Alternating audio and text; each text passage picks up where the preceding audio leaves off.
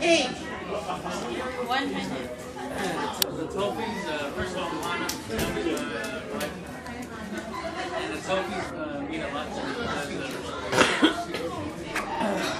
they're the first ones that I ever really met. Growing up in school, I always knew about someone and, you know, watch out for them.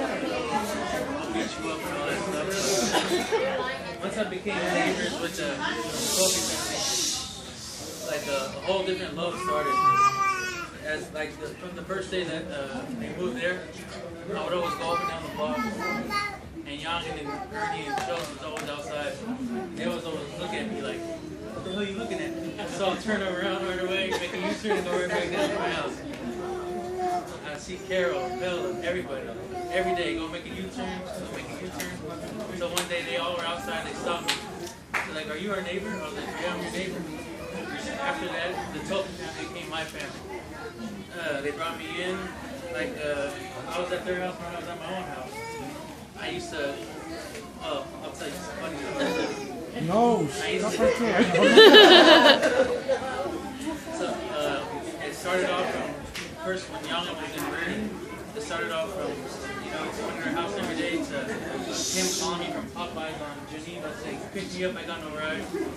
To Schultz saying, "Let's go eat breakfast when I got off work at Evergreen for me, dropping them off at work."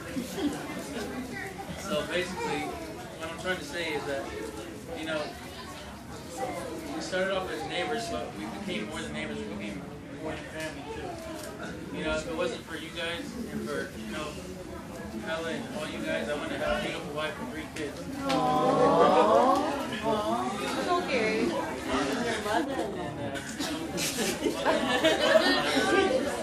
But I will say some funny stories about Bella. The best story ever about Bella and Carol is when we all went to Bravo's. We went to Bravo's Pizza on Geneva, and we were sitting down, and I was with the Grandpa, Bella, Carol, Youngin, Pinga, Uncle Schultz, Youngin, and Drake. So this is when I first started hanging around Grandpa. Pella would always hit me, "You don't call my Grandpa, touch your head." Like, okay. You're not until my Grandpa says a prayer. Okay. So we're sitting down at Bravo's. We order all the food. The food comes out. Drake reaches across the table, across Grandpa. Grandpa just looks at him, slams his hands on the table, and starts speaking in Samoan.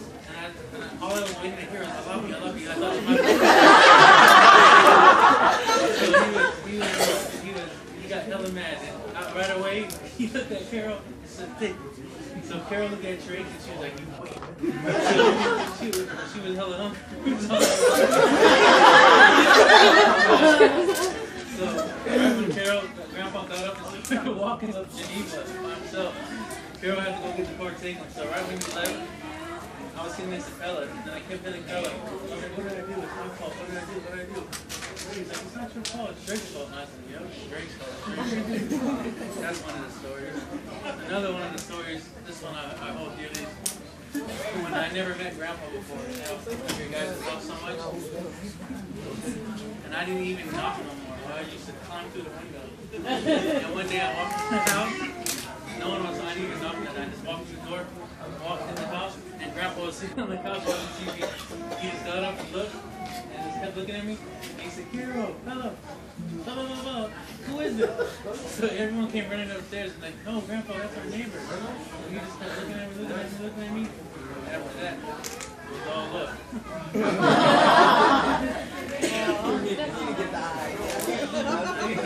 Got the eye.